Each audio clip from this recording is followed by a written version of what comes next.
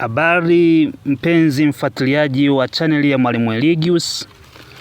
Leo tunaendelea na somo letu zuri. Somo ni somo la Kiswahili. Na mada ya leo ni mada ya register.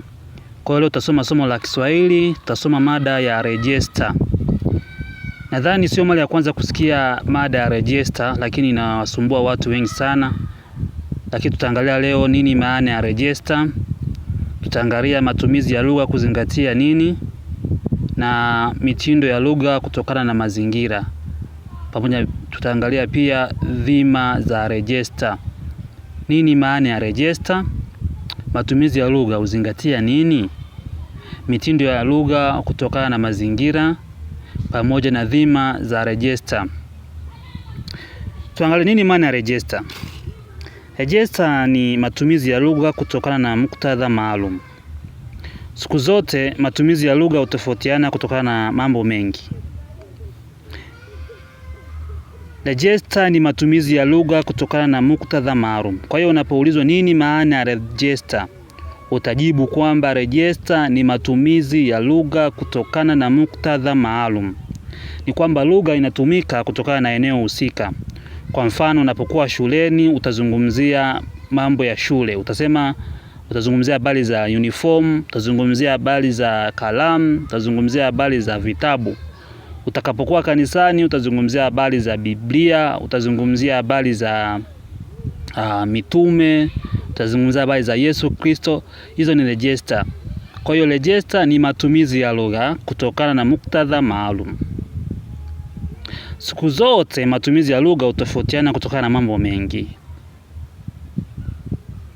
Nadhani tumeelewa maana ya register. Register ni matumizi ya lugha kutokana na muktadha maalum. Sasa tuangalie mambo ya kuzingatia unapotumia lugha. Unapokuwa unatumia lugha, huwezi kutumia lugha ovyo ovyo, lazima uzingatie vitu mbalimbali. Sasa hivi ni vitu vya kuzingatia unapokuwa unatumia lugha. Jambo la kwanza ni mazingira. Huwezi kutumia lugha ovyo ovyo. Uangalie mazingira uliopo. Uangalie uko na watu wa aina gani. Uko na watu wazee, uko na vijana, uko na watoto. Lazima utofautiane na mazingira uliopo. Angalia mazingira uliopo ndio utumie lugha. Kwa hiyo jambo la kwanza la kuzingatia unapotumia lugha ni mazingira. Mazingira humwamlia mtu namna ya kutumia lugha. Kwa mfano, lugha ya hotelini ni tofauti na lugha ya kanisani. Kutokana na mazingira, tunaweza kupata lugha ya hotelini, shuleni, ofisini, kanisani na mtaani. Kwa hiyo utakapokuwa kanisani utazungumza lugha ya kanisani. Hotelini utazungumza lugha ya hotelini. Shuleni utazungumza lugha ya hotelini. Ofisini utasikia habari za mkurugenzi, utasikia habari za manager, utasikia habari za secretary hapo huko ofisini. Kwa hiyo jambo la kwanza unapokuwa unatumia lugha, jambo la kuzingatia ni mazingira. Jambo la pili ni uhusiano baina ya wahusika. Jambo la pili ni uhusiano baina ya wahusika. Jambo la pili la kuzingatia unapokuwa unatumia lugha ni uhusiano baina ya wahusika. Uhusiano baina ya wahusika hufanya matumizi ya lugha yabadilike. Mfano, lugha ya marafiki vijana imejaa misimu mingi na maneno yasiyo na adabu. Utasikia sijui anakuambia yule manzi, utasikia mshua. Hiyo ni lugha ya vijana, maana hao ni vijana ambao wana uhusiano unaoendana. Na hiyo lugha inakuwa haina adabu. Lakini lugha ya baba na mtoto ina maneno yenye heshima. Utasikia shikamoo baba, utasikia baba naomba unisamee. Hizo ni lugha ambazo zina uhusiano kulingana na mtoto na baba yake, au mtoto na mama yake. Pia uhusiano baina ya wahusika unatupatia lugha ya mtu na mpenzi wake, mwalimu na wanafunzi wake, meneja na wafanyakazi wa chini yake. Kwa hiyo jambo la pili la kuzingatia unapokuwa unatumia lugha ni uhusiano baina ya wahusika. Jambo la tatu la kuzingatia unapokuwa unatumia lugha ni mada ya mazungumzo. Mada ya mazungumzo. Mada ya mazungumzo. Unapokuwa unatumia lugha lazima uzingatie mada iliyopo. Haiwezekani mada ikawa ni ya siasa wao ukaingiza mada ya mapenzi. Haiwezekani mada ikawa ni ya kielimu wao ukaingiza mada za ulevi. Hautaeleweka. Mada ya mazungumzo ndio inayokuamulia maneno ya kusema. Kutokana na mada ya mazungumzo, tunapata lugha ya biashara, tunapata lugha ya kitaaluma, tunapata lugha ya mahubiri, kisiasa, kisheria na kadhalika. Kwa hiyo jambo la tatu la kuzingatia unapokuwa unatumia lugha ni mada ya mazungumzo. Unapokuwa unaangalia mada ya mazungumzo, hapo basi itabidi uchague uko wapi.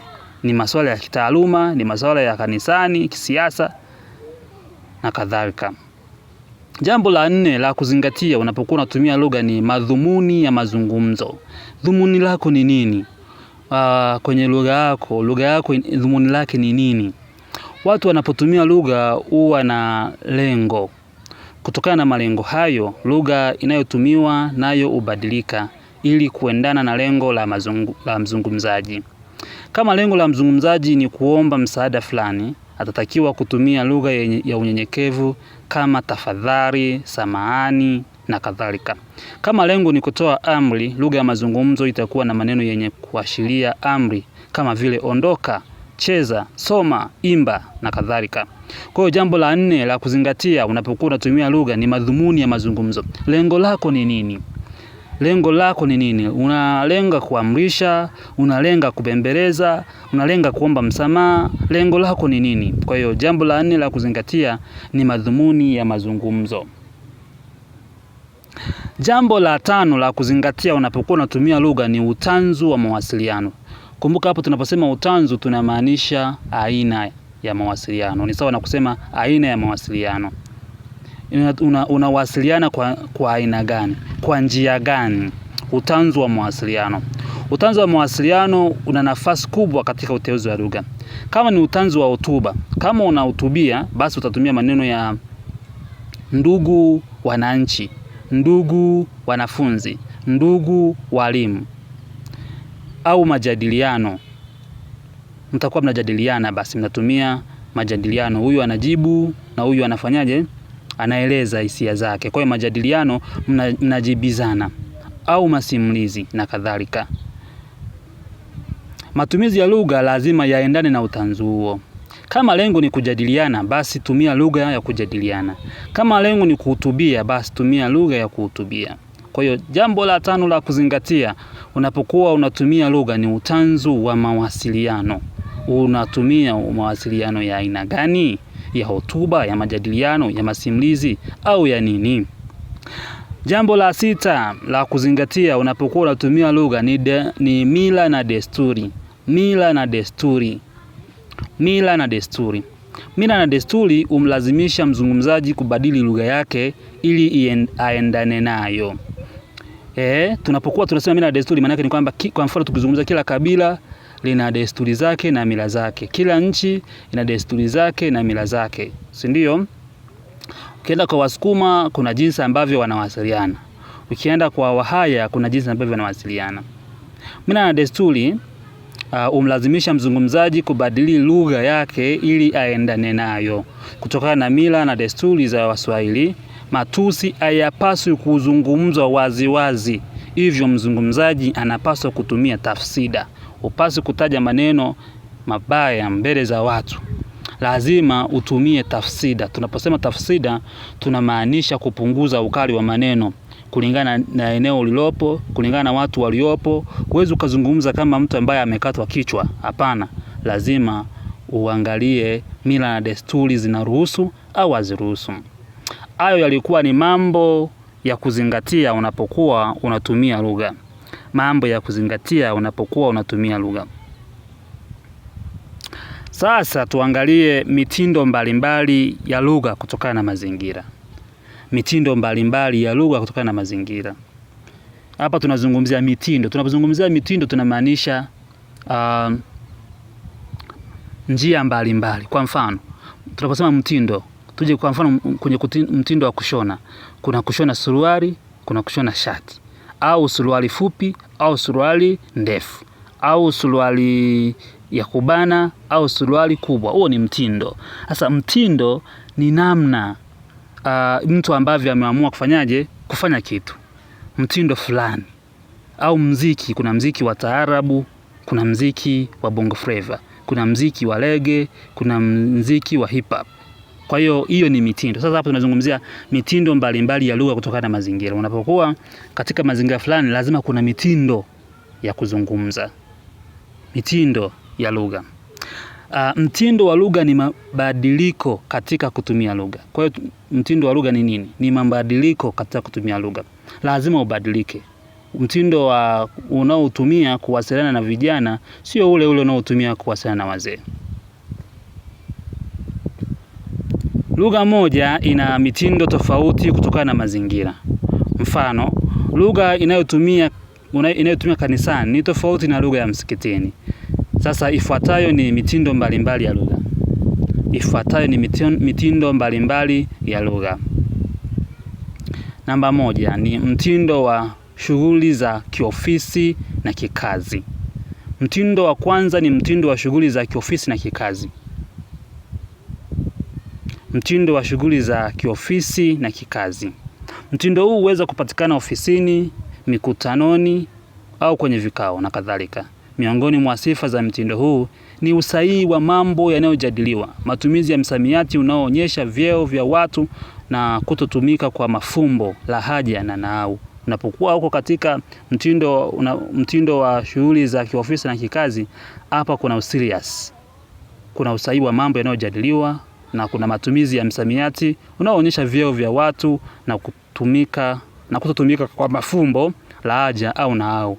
Hapa hakuna habari za mafumbo. Inabidi uwe straight, uongee, ueleweke. Mtindo wa pili, kati ya mitindo ya lugha kutokana na mazingira, mtindo wa pili ni mtindo wa mambo ya kitaaluma na kisayansi. Mtindo huu unatumika katika mambo ya kitaaluma kama vile Kiswahili, kemia, biolojia na fizikia. Kwa mfano, kwa Kiswahili utasikia habari za ngeli, utasikia habari za isimu, utasikia habari za sijui chimbuko la Kiswahili. Hiyo ni mitindo tu ya Kiswahili, lakini ya somo la Kiswahili. Lakini kwenye kemia utasikia habari za chemicals, utasikia habari za acid na vitu vingine kama hivyo. Mtindo wa tatu ni mtindo wa magazetini na shughuli za kisiasa. Mtindo wa magazetini na shughuli za kisiasa. Huo ndio mtindo wa tatu. Magazeti yana mitindo yake na siasa zina mitindo yake. Kwa mfano, kwenye siasa utasikia sehemu oye, peoples. Hivyo ni vitu ambavyo ni mitindo ya siasa ya kuteka hisia za watazamaji au wasikilizaji. Kwa ni mtindo wa tatu, mtindo wa magazetini na shughuli za kisiasa. Katika mtindo huu sifa zake ni upendeleo wa wazi wa mzungumzaji, kuwepo kwa mantiki katika jambo linalozungumzwa na matumizi makubwa ya istilahi na maalum za magazetini na shughuli za kisiasa. Mtindo wa nne ni mtindo wa mazungumzo ya kawaida ya kila siku. Mtindo wa mazungumzo ya kawaida ya kila siku. Hapa tunazungumzia mazungumzo ya kawaida ya kila siku. Mtindo huu ni wa maongezi yasiyo rasmi, yaani maongezi ya kawaida yanayofanyika nyumbani na mahali pengine pa kawaida. Mazungumzo haya yanaweza kuwa kati ya baba, mama, mtoto na kadhalika. Kwa hiyo hapa tunazungumzia mazungumzo ya kawaida. Baba anavyozungumza na mtoto, mama anavyozungumza na mtoto, mtoto anavyozungumza na mtoto mwenzake, mtoto mdogo anavyozungumza na kaka yake au dada yake, kaka anavyozungumza na dada, vitu kama hivyo. Sasa tuangalie dhima ya rejesta katika lugha. Tunapozungumzia dhima tunamaanisha umuhimu wa rejesta katika lugha. Umuhimu wa rejesta katika lugha. Katika lugha, rejesta ina dhima au matumizi mengi. Miongoni mwa dhima hizo ni hizi zifuatazo. Dhima ya kwanza ya rejesta ni kukidhi haja ya mawasiliano. Inakidhi haja ya mawasiliano. Kwa sababu watu wanapokuwa kanisani, yale maneno wanayozungumza wao wanaelewana, maana wao ni watu ambao kwa kanisani wote wamekuja kwa lengo moja. Kwa hiyo wanaelewana. Dhima ya pili, kutambulisha wazungumzaji kuwa wao ni wa kundi fulani. Ndio, ukisikia habari za sijui Manzi, habari za sijui Mshua, ukisikia habari za sijui Ghetto, utajua hawa ni vijana. Utajua hili ni lika fulani la vijana. Lakini ukisikia habari za Mheshimiwa Spika, ukasikia habari za ndugu wananchi, ukasikia habari za sijui siasa, basi utajua hawa watu watakuwa ni wanasiasa, watakuwa labda ni viongozi wa serikali.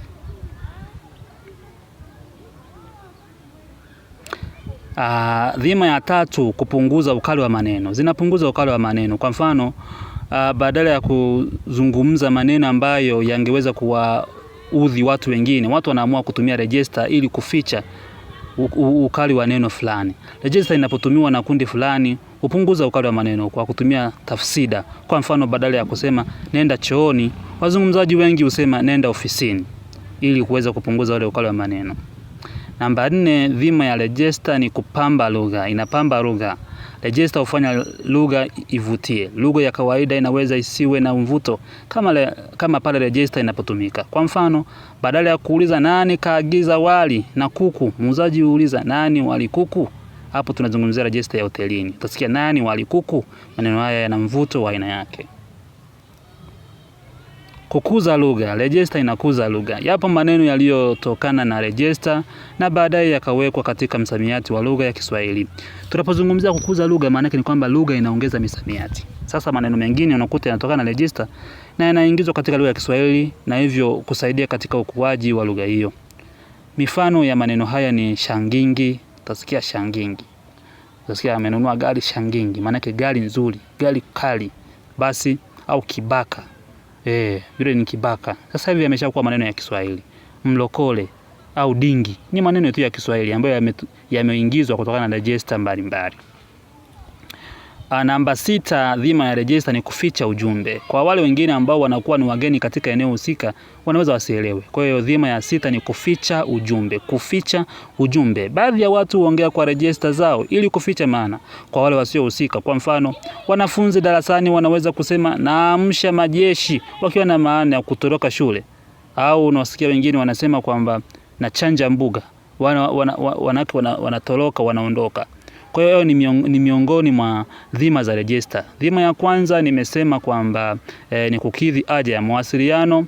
Dhima ya pili ni kutambulisha wazungumzaji. Dhima ya tatu ni kupunguza ukali wa maneno. Dhima ya 4 ni kupamba lugha. Dhima ya 5 ni kukuza lugha na dhima ya 6 ni kuficha ujumbe. Tukirudi tutaangalia nini maana ya misimu, tutaangalia aina za misimu, tutaangalia sifa za misimu, tutaangalia pia umuhimu wa kutumia misimu katika lugha. Ni kushukuru sana kwa kumfuatilia Mwalimu Eligi. Usiache kucomment, usiache kuuliza swali na usiache kulike na usiache kushare.